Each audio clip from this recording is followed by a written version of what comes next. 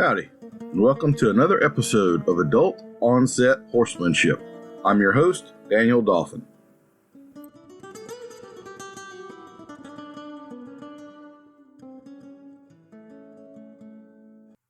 Good morning, everybody. Welcome to our first episode of 2022. Let's all hope and pray that it's a great year and good things happen this year. So I thought we would start out the new year deal with some New Year's resolution and some goal setting type stuff. And I had a few tips for y'all. Everybody always wants to start off riding a lot and everything. And here's what I would just tell you to do. If you will set a goal for something smaller and simpler, like instead of riding my horse 5 times this week, I'm going to go saddle him. Well, once he's saddled, it's pretty easy to make yourself ride, but when you're looking at the totality of everything, catching him, grooming him, saddling him before you can even start, sometimes that's a little more daunting. You have a little more of the work and a little less of the fun. So make the goal to do the work, and then the fun is the easy part on the end. Since it's wintertime, I thought we would offer a few things that you could productively work on while you might not be able to go out to your arena. One of them is about teaching your horse to be better at picking up their feet. I don't think I've ever met a horse that was too good at picking his feet up. I've met a whole lot of them that could have been a lot better at it. So, never is a bad use of your time to spend 15 minutes on some rainy Tuesday when you have nothing else to do, just out in your barn, picking your horse's feet up, hold them up for 30 seconds, beat bang on them a little bit like a farrier might do, wiggle their leg around a little bit till they relax, and then set it down and wash, rinse, repeat. There's definitely no horse on the planet that won't benefit from that.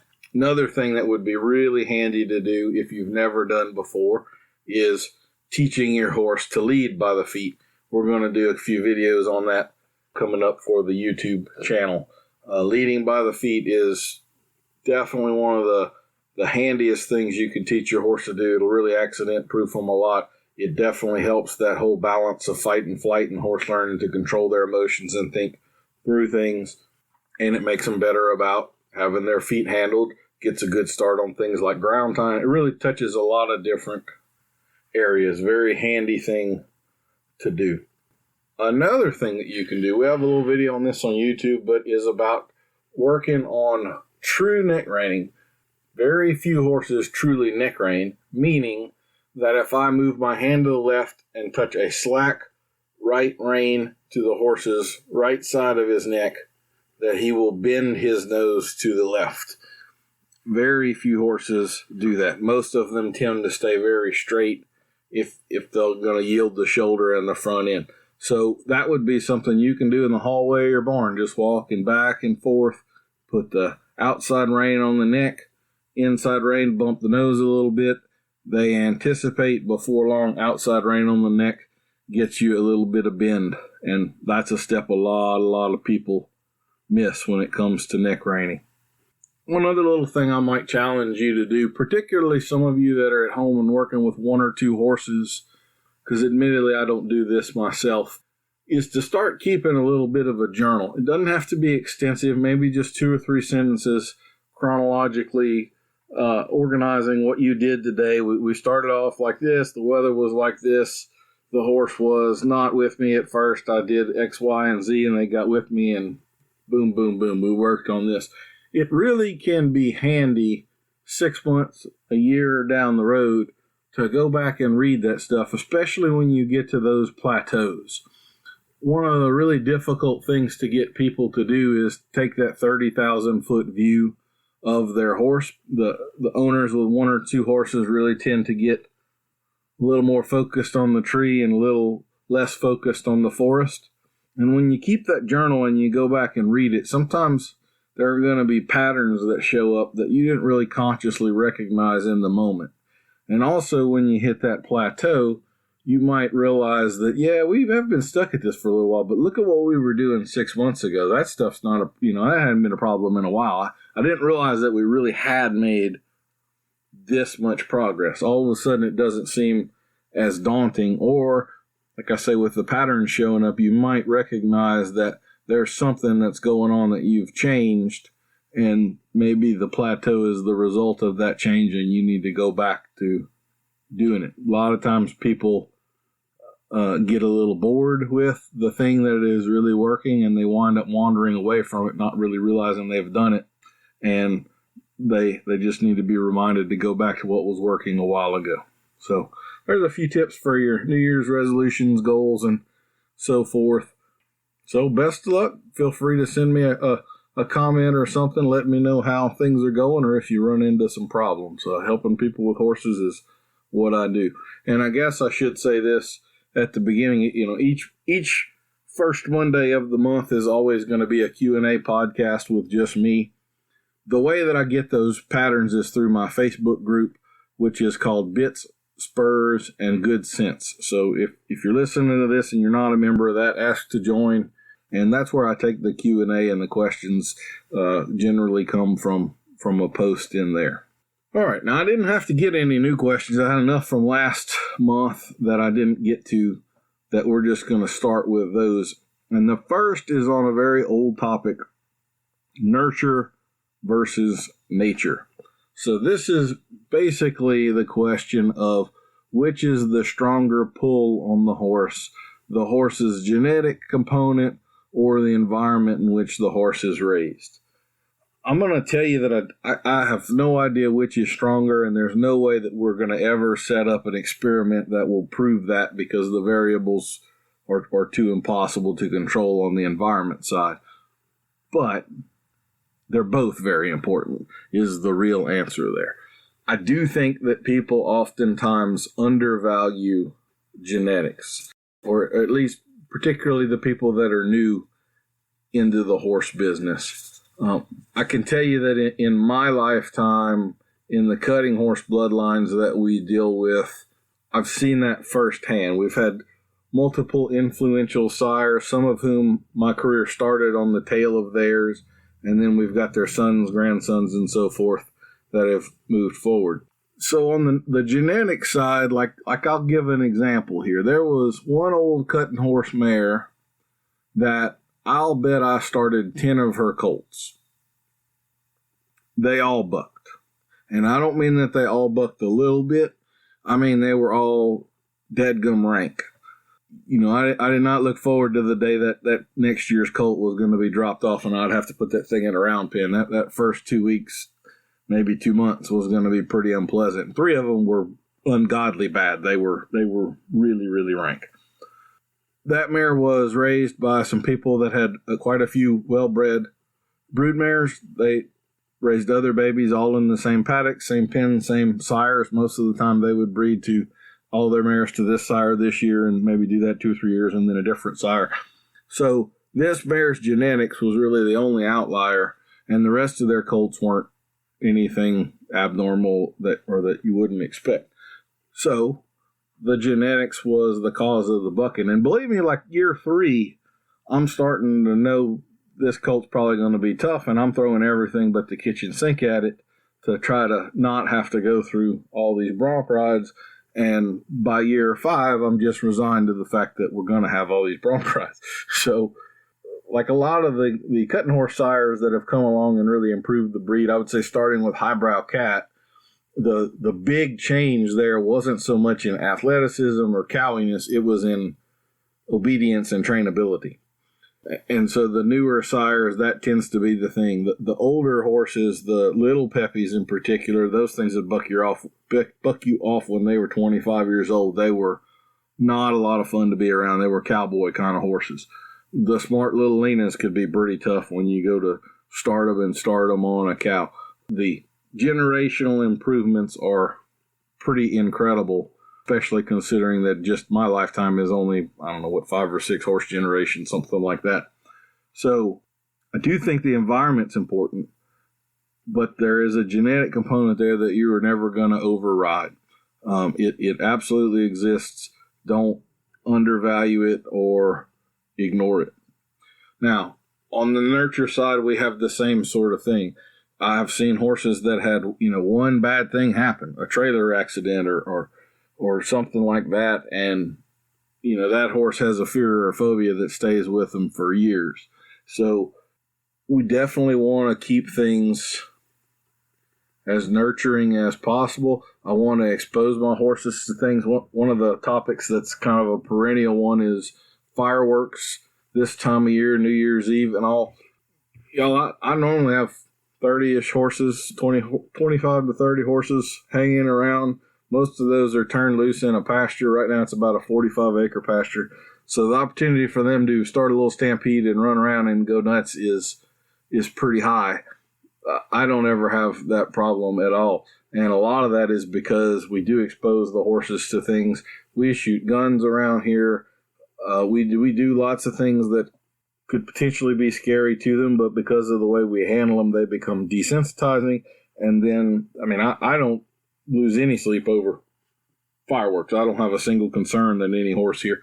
And even if I do have one that winds up a little skittish that's new, when that horse kind of panics, but the other 25 stand still and keep eating, it helps to calm that one down. Vice versa, if you're at a barn where they're always super worried about fireworks, then maybe there's some neuroticism in the handling that's going on through that barn, and your horse is about to get worse, not better. So, nurture and nature. Do not undervalue genetics. They're a real big component, real big component, and that one is a pretty hard one to fight. If you have a horse that is just wired to be a certain way, the degree to which you can influence them is limited. They just are going to be that way. On that end, we had another question that was about sort of the philosophical side of the way horses think and on equine intuition. This is one of those topics that we hear in questions a lot.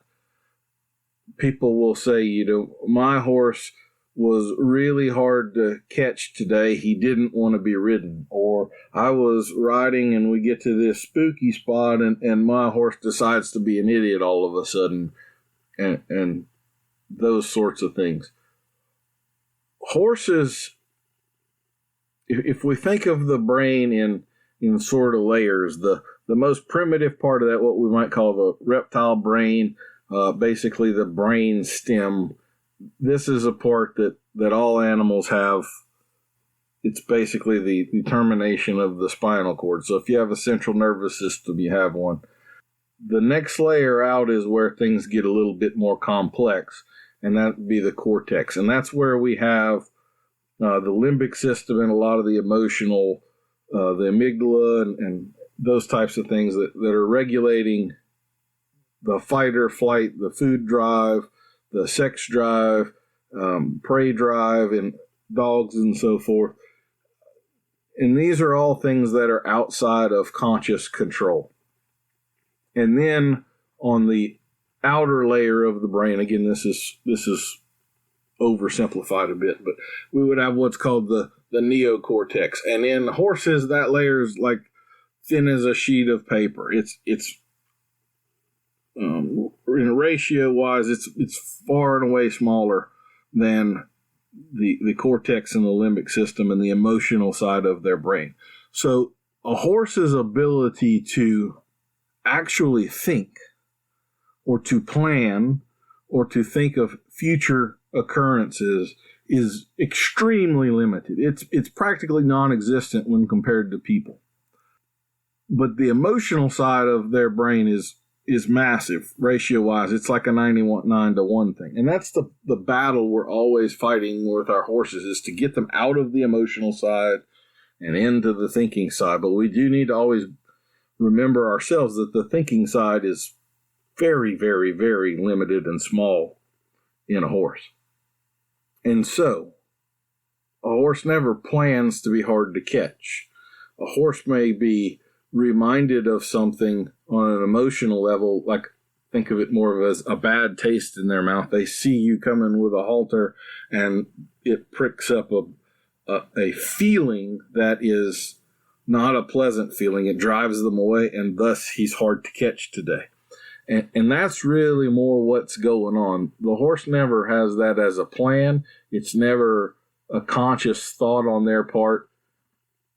And we also have the fight of the human. So that kind of language, when someone asks me a question and they say, well, that horse just doesn't want to do right, or this, that, and the other. Likewise, I know I'm talking to a human that is in the emotional part of their brain, and they're not in the rational, logical thinking side of their brain. And an emotional horse with an emotional person is gasoline on a fire. That's not going to be resolvable for the most part. And that's why then you talk to the person and you try to pull the person into the rational side of their brain, and then you get them working with the horse, pulling it out of the emotional into the rational side of their brain. And now instead of two emotional basket cases, hopefully we have two thinking beings that are consciously trying to figure out the best way to handle this situation.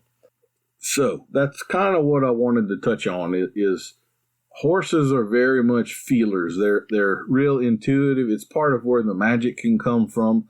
Like if you've ever been around therapeutic riding and you've ever seen a horse that just sort of realizes that something is different about this person and really takes care of them, that's the same deal. That horse, they don't know what Down syndrome or autism is or anything like that, but they can intuitively see that something is different about this person, that there's no harm intended here, that they're safe around this person, and they then kind of accept them and protect them.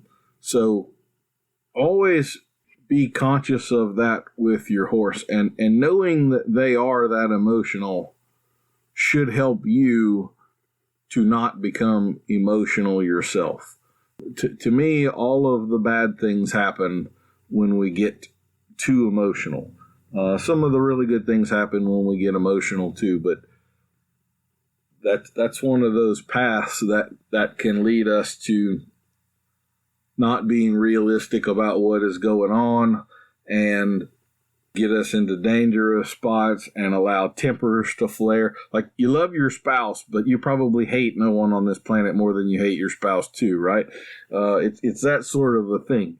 The big sort of leverage of emotions hanging way out here can be flipped the other way. So that horse that you love so much, if they really disappoint you, it's going to seriously hurt you. Whereas if you're not that connected to that horse and you're just treating them like a horse and they do something like that's out of the norm, rather than disappointed, you're understanding, because, hey, he's just a horse and he's an intuitive, emotional being, and I need to remember that and I need to approach things that way. And boom, now 20 seconds later, I've fixed it and we can move on. Whereas if I just got personally hurt because so-and-so walked away from me today, you're not fixing to fix that. That problem is about to get worse for both of you. We had a question also on tack. And this one specifically was about the best style of reins for beginners. I know I've said this a few times before. Whenever I do start a beginner to riding, I actually start them riding in the round pen on one of my super broke horses, riding bridleless. And we work on them having an independent seat, and usually after 2, 3, 4 rides, they kind of earn the bridle, and then they get some reins to hold on to. I'm pretty much a split reins guy. Split reins allow you to do some things that other types of reins, loop reins, don't, like spank a horse potentially, and then some other things groundwork-wise and so forth. I don't have any problem with any type of loop rein for a beginning rider. I do think that's a good option. What I don't like is a short loop rein for a beginning rider. Whether you're riding English or Western or gaited horses or whatever, I still always want it to come back to you not having a bridle but an independent seat, so that every time you use a rein, it's a conscious action with a planned outcome of the horse bending or stopping or whatever you're cueing him to do. What I do not want is for you to develop the habit of leaning on your hands and balancing off of the reins and numbing the crap out of the horse's mouth. And then we have all sorts of problems that happen with the horse, and a really bad habit that gets started in the rider. So I want those reins long enough where the rider, for a good long while, is riding with slack in the reins and is just operating one rein at a time on a consistent and conscious basis with a predetermined outcome. No contact, none of that stuff. It all needs to be very simple, very basic, broken down into minimal steps until those steps become second nature. And when they become second nature, then we can progress. I really do feel like the style of rein that you start off with is probably going to be the one you're always going to be most comfortable with. So I started off with split reins. I definitely prefer them, even if riding in a spade bit like with a Romal type rein, that is basically just a loop rein with a quirt attached to it. I still do find that type of rein a little bit limiting. There are some things I can't do with it that I could do if I had split reins on that bit.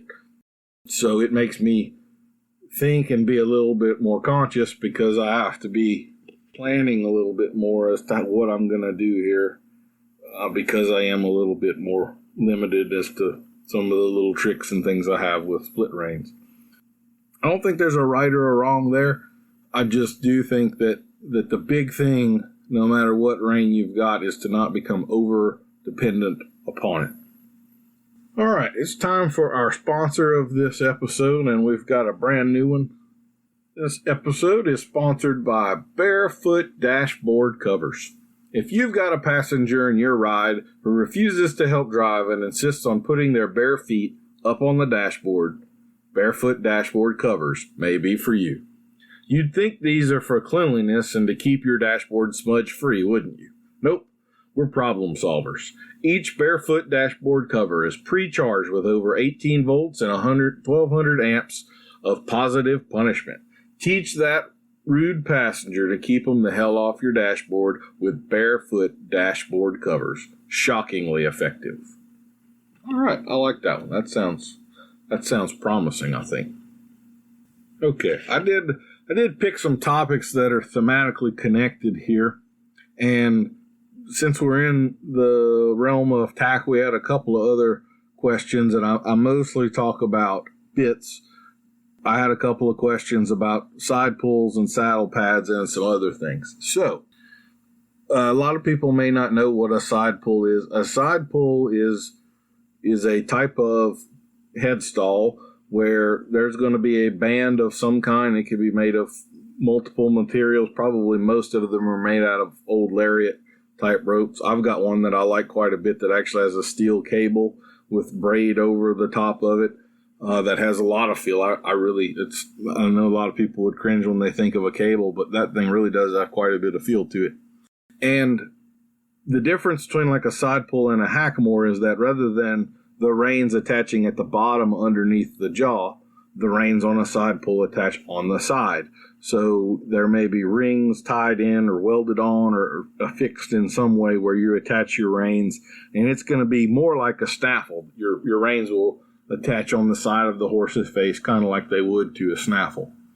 I am a pretty big fan of a side pull. If I were going to advise somebody to buy a single piece of tack that they were going to ride horses in, like starting colts in a round pen for the first few days before they put a bit in their mouth, I don't think you could do a whole lot better than a side pull. I'm fine with doing that in a halter. I am fine with doing that in a typical hackamore with a bozal. I have found, however, that horses are a little more reluctant to flex laterally in those rigs, at least initially, until they kind of figure it out. And it makes sense because whenever you pull on one rein of a hackamore or a halter, you kind of are twisting it around the nose. And it's going to be a little bit of an odd sort of a feel to the animal. But a side pull is it's very black and white as to the direction and where the release is. And so I am fanatical about lateral flexion. I don't think it gets talked about enough. I think other things get way more fanfare and are not nearly as important.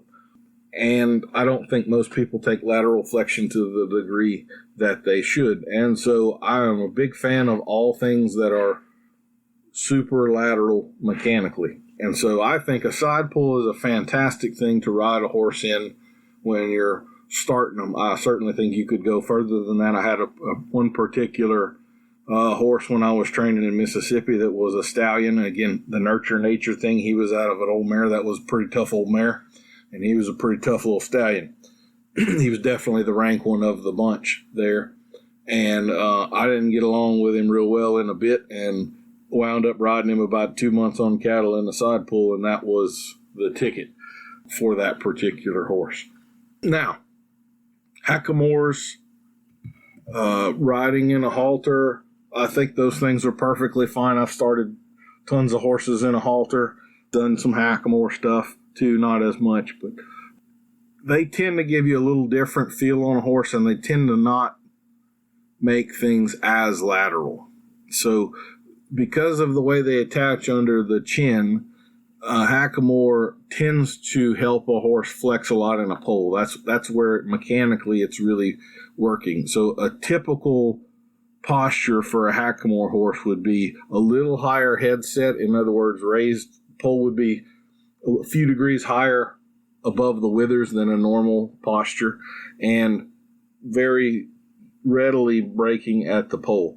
The riding in a halter type of a rig would give you a similar result. Snaffles are often thought of more to break a horse kind of at the wither. And actually, let me say, that's a little contrary to what some people say. I think some people have this backwards. If you ride a horse in a snaffle, you're going to tend to easily, without a lot of work, wind up with a pretty low-headed horse if you're a pretty handy person and you're working on that sort of thing. If you do the same with a hackamore, typical bow sow type deal, you will wind up with very nice vertical flexion, but that horse will tend to be more elevated in the withers, which is a good thing. Not something I'm complaining about or downplay, but it's just the way that type of a bridle naturally tends to work out. Now, there's somebody out there going, Daniel, all that matters is where you release. And I would say that that's probably 80% right.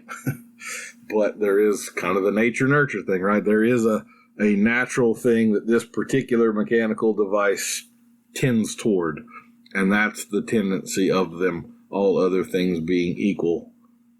Hackamores tend to give you a little higher-headed horse with a little more vertical flexion. But, again, because they attach under the jaw and there's kind of a twist involved there, they are a little bit weaker on lateral flexion. And on the vertical side, you can sure enough get run off with a hackamore on a horse, so you really had better be paying attention to the lateral flexion on those things.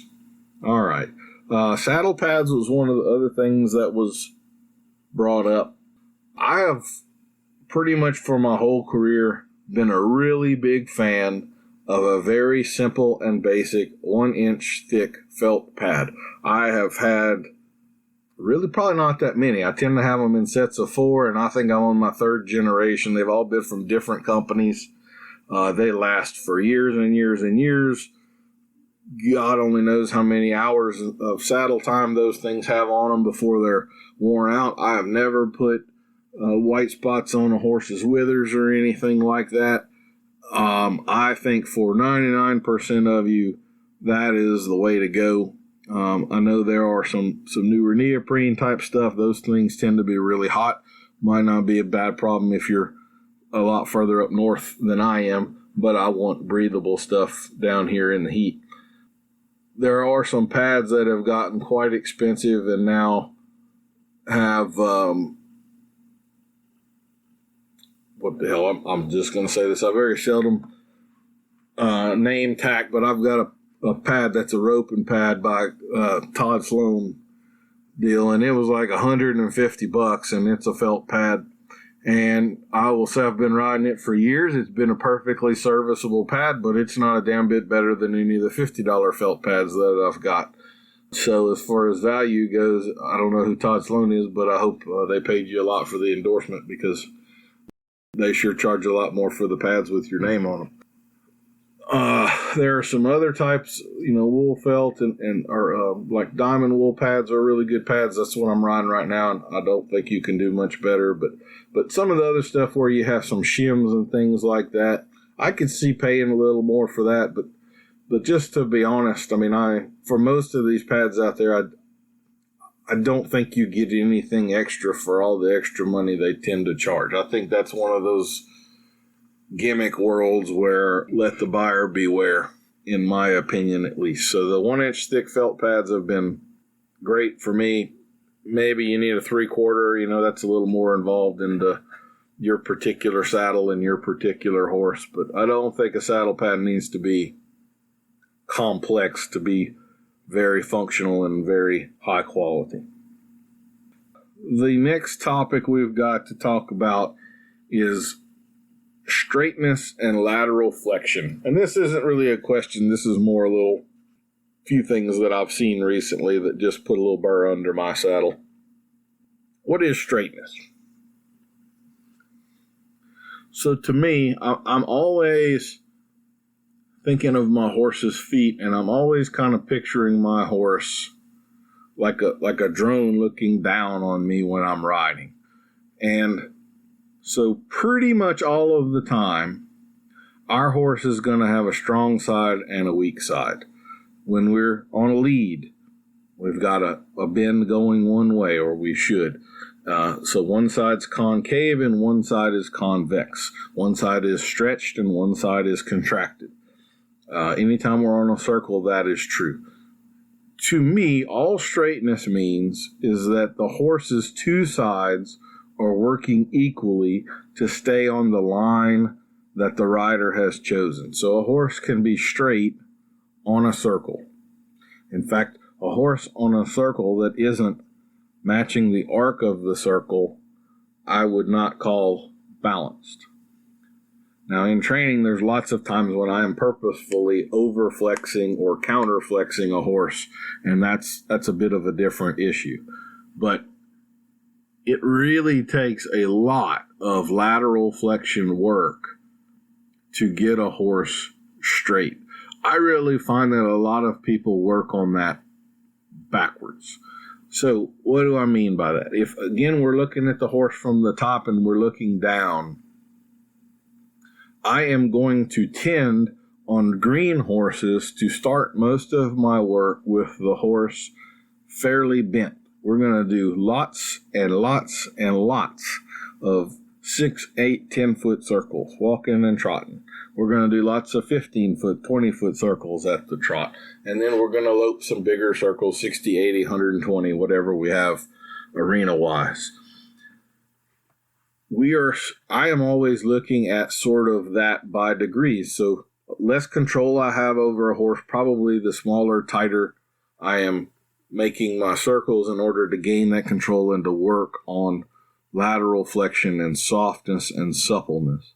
And then the more broke my horse gets, if we've pictured their head kind of like a cone, a right side boundary, a left side boundary, the broker, softer, more under control, and more supple my horse gets, the narrower that cone gets, where now I'm working them, let's say a green horse, if they were straight, they're pointing to 12 o'clock, and I'm going to try to bend them to 2:30 and 9:30, left and right. The broker my horse gets, the more I am 2 o'clock, 10 o'clock, 10:30, 1:30, 11 and 1, and so forth. And when I'm riding in one hand in a bridle, I'm probably just asking that horse 90% of the time to only bend his head maybe 10 degrees both ways. I would submit to you that's a very important 10 degrees, though. And this is where I think things go off of the rails. We have people that start asking for straightness in more the sense that they want the horse pointing 12 o'clock all of the time. Seldom in riding are you riding a straight line. If you're in reining, the only time you really do straight lines are when you're doing your rundowns to stops, and it's definitely important that your horse be straight when that happens, or you're not going to get a very good slide because they'll be dominant one side or the other. But it really takes a lot of lateral flexion to get a horse straight. If you don't understand that, and you instead are aiming for straight, meaning horse points 12 o'clock all of the time, you have taken away a lot of your horse's athletic potential. A lot of it. I don't understand this a lot of times why people don't think of horses as athletes and then look over into the human world. Most of us have played a little soccer at recess or some basketball or some baseball or softball or something. We've all done a little something, even if it wasn't at a high level. You don't see soccer players running around with a mouthpiece in their mouth that has a cord tied to their belt so that they can't move their head around in their jaw. No, in order for them to be athletic and balanced, they need to have freedom of movement. Your horse does too. And all these things that we do to try to lock them down into a static position while they're doing dynamic work is a mistake. This is the headset deal of I want you on the vertical and pointing to 12 o'clock even though we're spinning really, really fast to the left. That's an absurd thing to ask. It's absurd. It's ridiculous. Okay? I want you in roll cur even though we're in an eventing course right now and you need to be looking 80 feet ahead at this jump and water feature coming up. That's an absurd request. The horse's eye doesn't work like that. He can't see where the hell he's going. I'll bet he's fighting you. So, emotion or ration and reason, pick one. My thought of lateral flexion has always been, let's say that I have an 8-foot 2x4 and I put it between my legs and I'm kind of just pinching it between my thighs and holding it like it's a horse. And I tie a string or something to one side of it at the front and I pull on it. Well, if I pull on it and I have 4 feet of board in front of me and I pull it 90 degrees to the left, we all know that the board coming out the back of me is turned 90 degrees to the right. That's a stiff horse. And what if I had a rope between my legs and it's pointing straight north and south, and the same thing, I have a string pulled to the front half of it and I bend that around? Well, the back half of the rope isn't affected. And that is a soft and supple sort of a horse. One of the other definitions of straightness is that a horse's hind feet are falling into the same tracks as the front feet. So even if they're on a circle, that hind foot is stepping a little to the inside just as the front foot has to. What we see a lot of times is that a horse is a little bit stiff, and as the person is loping a circle or whatever, the front feet are on a slightly smaller circle than the hind feet are. In other words, the horse is riding around somewhat untracked all the time. This is always an indication of a stiff horse. I'll take that one step further. I think a lady had put up an article when I brought this up in the Facebook group about, she didn't say it, but the article said it, was about outside rein and holding the horse in. And there is a connection you can make between the outside rein and the horse's hind end. And if you've ever heard the dressage talk about inside hind to outside rein, that's what they're discussing. I don't want to hold a horse into form, ultimately. If I'm walking a 10-foot circle and I have my horse bent to the arc of that circle and his hindquarter is stepping out, then that's a red flag to me that tells me that I have softening to do on my horse, because my horse is not relaxed. He has some tension or some brace in his body, probably through his rib cage or loin, and that is why his hindquarter is stepping out, just like that 2x4 would. And so again, this is where I think people do not take lateral flexion far enough. They say, oh, that can't be the problem. What I need is my outside leg to hold that hip in, or that outside rein to anchor him down and pull on his face and slow his hind end down a little bit more so he doesn't step out there. And I just wholeheartedly disagree with that. I think if you're having that problem, you're having a very basic and foundational problem. Your horse is stiff and braced. It's not laterally flexible like it should be. And you probably didn't take the time and care in your warm-ups that you should have along the way, or you wouldn't be having that problem. So there's a good lateral flexion test for you. And I work with people a lot on this in clinics. We have a circle that I do at just about every clinic called the purposeful circle. And it's where I try to teach people the feel of that hind end when it is tracking in the right spot, or when he is untracking slightly, or whatever, so that you can recognize that and know when you need to work on it as you're warming your horse up. Okay, lastly, we've got a question from Steve, who is responsible for the awesome name Adult Onset Horsemanship. So I'm always going to take Steve's questions. And this is one we kind of talked about in the last one, but this is about buying a new horse. So Steve says he's having adult onset issues. He's a horse husband starting, and his horse is an approximately 12-year-old rescue at thoroughbred cross gelding. He's had him for about 5 months. He's learning, and the horse is smart. He seems to be going 1 step forward and 2 steps back and struggling with consistency. And some days the horse really takes advantage of that. Okay, so there again, we talked about the intuition earlier. Does the horse make a plan to take advantage of you?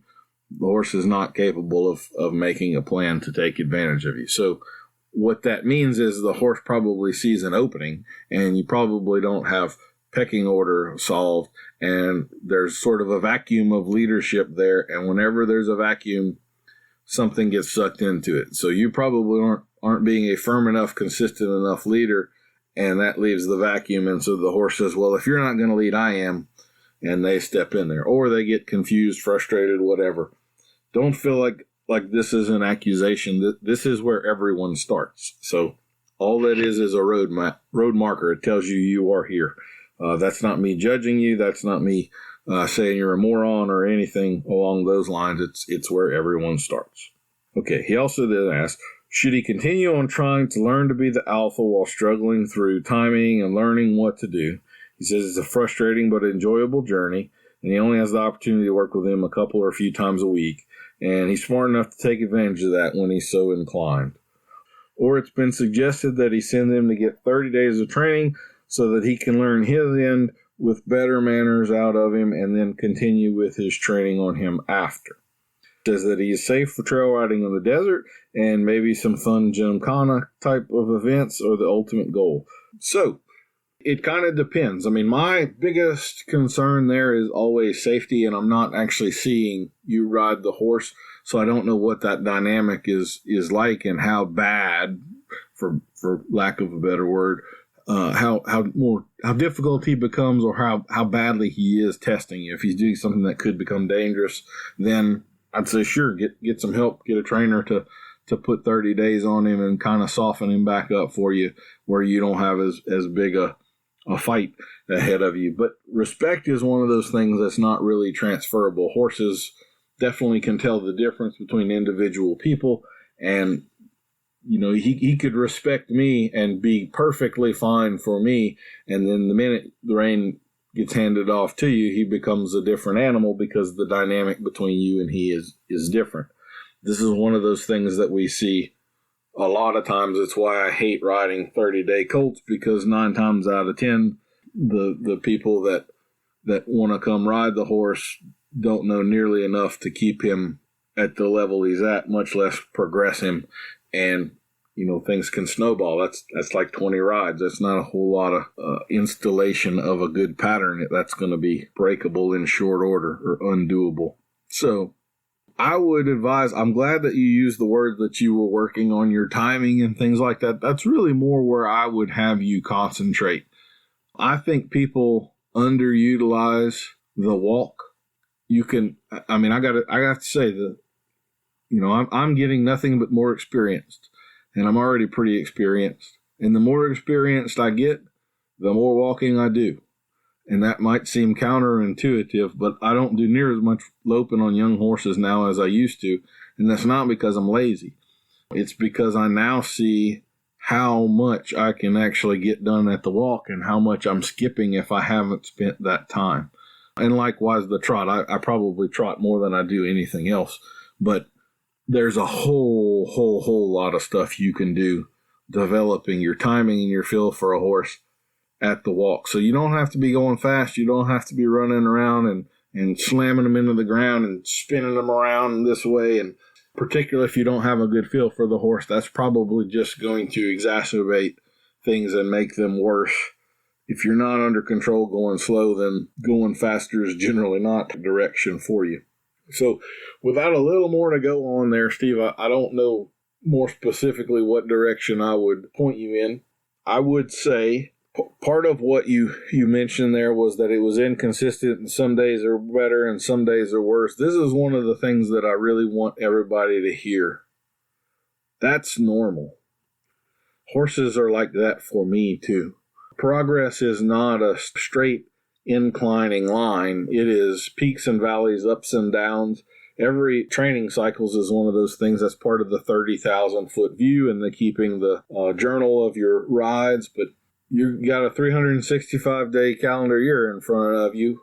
One day of that year is going to be the best ride of the whole year. 1 minute of that year is going to be the best minute of that whole year. 1 minute of that year is going to be the worst minute of that whole year. Those things are already set up and they're already coming. So view things in that 30,000 foot view. Look for the big patterns, and that's when you'll start to see the incline. The minute to minute stuff, I mean, I'm constantly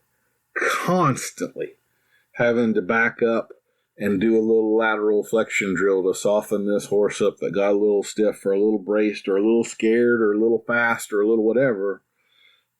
Constantly having to go back and redo lateral flexion. You may think that you have pretty good hind quarter control on your horse, and you may think that you have pretty good lead departures on your horse, and then you get ready to start playing with lead changes and you try to do a counter canter and you realize that you don't have lead departures down nearly as well as you thought you did. I know that is a little more of an advanced set of things, but it's very common as you are trying to progress that you learn that your horse didn't understand the more basic step as well as you thought it was, and you have to re-explain it to him. You're going to do that thousands and thousands and thousands of times. You're going to do that dozens and dozens of times each ride. That is perfectly normal. That's the way I would expect it to go. Some days will be a little better. Some days will be a little worse. To be honest with you, I don't have many of these, but the very best rides that I ever get on a horse wind up being the shortest ones. If I get on a horse and I pick up the rein and he is soft, like I've already ridden him 20 minutes and warmed him up, and is compliant and trying to do everything I ask him to do, I might ride that sucker 5 minutes and step off of him, and he's done for the day. And good job, old buddy, because, it's only going to get worse from there. He tried, he performed. I didn't have to back up a whole lot. That's the rides I reward the most heavily.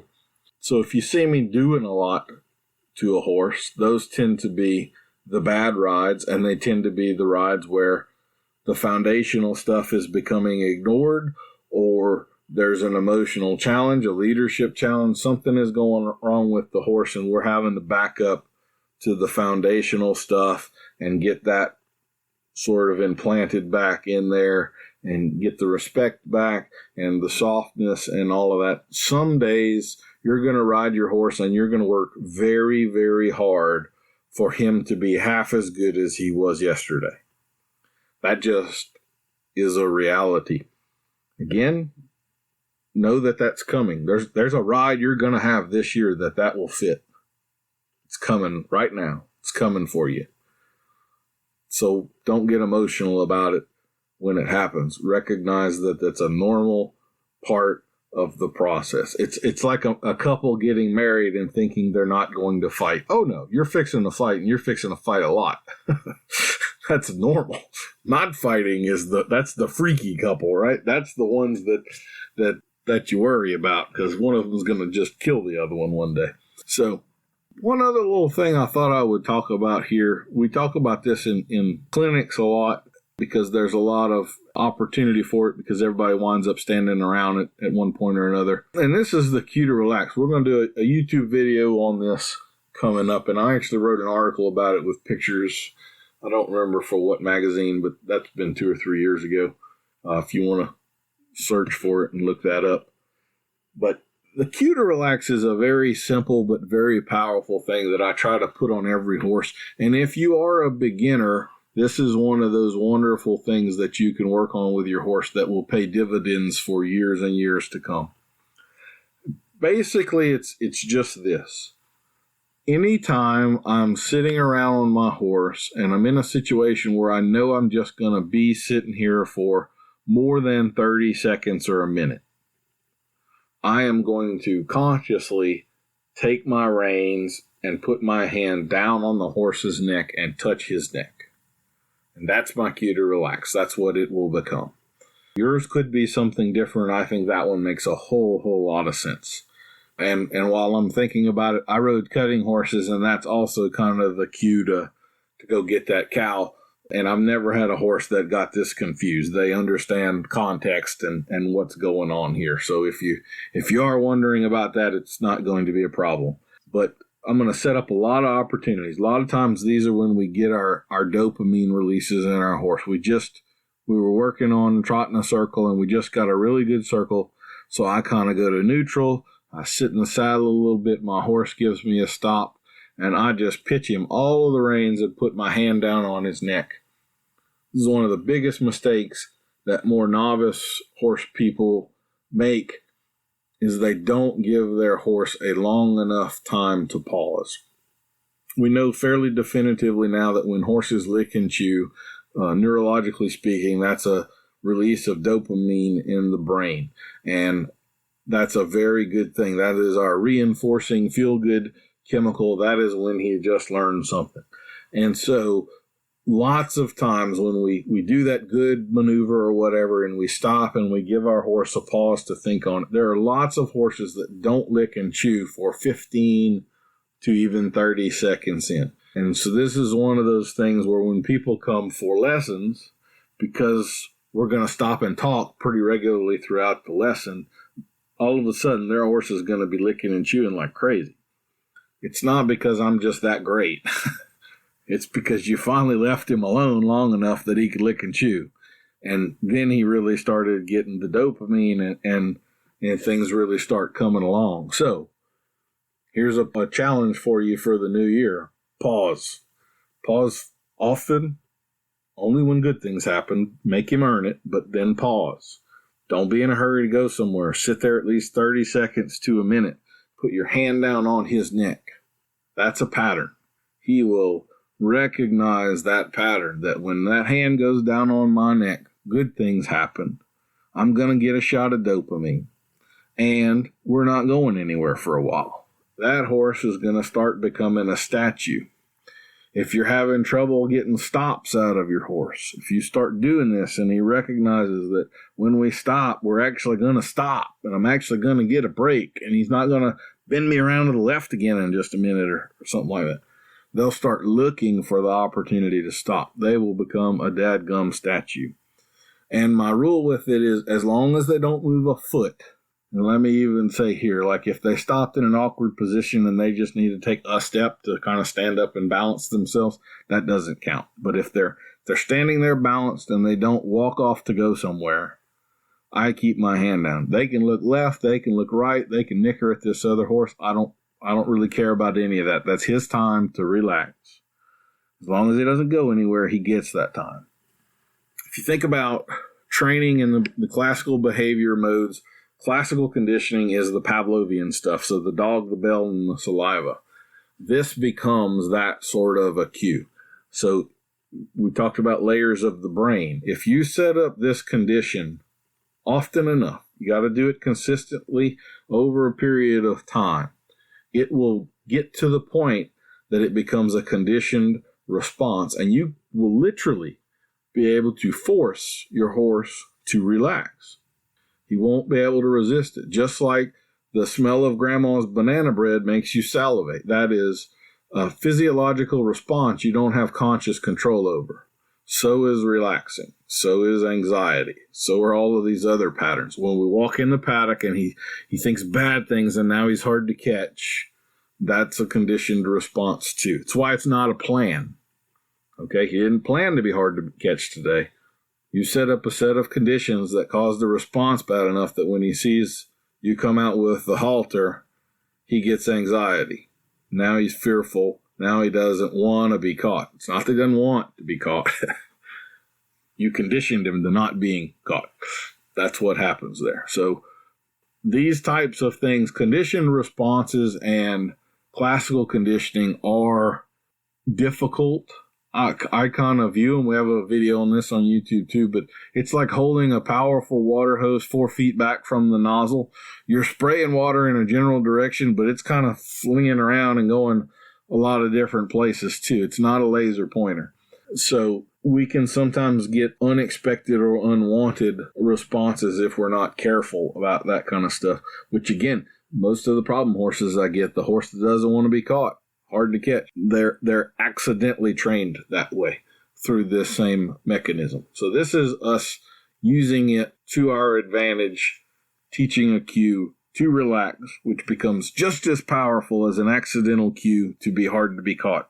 So I would very, very much advise you to be a little more conscious. You kind of get this for free. You just put that hand down on the neck. Anytime he's going to pause, he's going to start recognizing it. And you do that consistently for a few months. And all of a sudden, the deer pops out or the dog starts barking or whatever. And you'll be able to make that sucker relax. He won't be able to resist. It'll be like a compulsive act. Very powerful. Pretty darn helpful too. All right, I think we're going to call that a day on this one. Once again, you can check out Bit Spurs and Good Sense. I do want to thank all of the people that purchased the DVD for Christmas this past year. December was the highest selling month that we've ever had. We're starting to get quite a few of these videos out there in the hands of people. The responses have still been just stellar. It hadn't been a real big commercial success, but I think we've made a pretty big impact on the people that have watched it, and I'm tickled for that anyway. Maybe it'll be a slow burn and build over time, but hopefully eventually we'll get the good knowledge out there and put a dent in some of these bad hands and bad bridles out there and get people a little more knowledgeable about how to use that stuff. So, all right, send us questions for next month's Q&A. Thank y'all for listening. We'll talk to you next week. We'll see you next week for another episode of Adult Onset Horsemanship. I've been your host, Daniel Dolphin.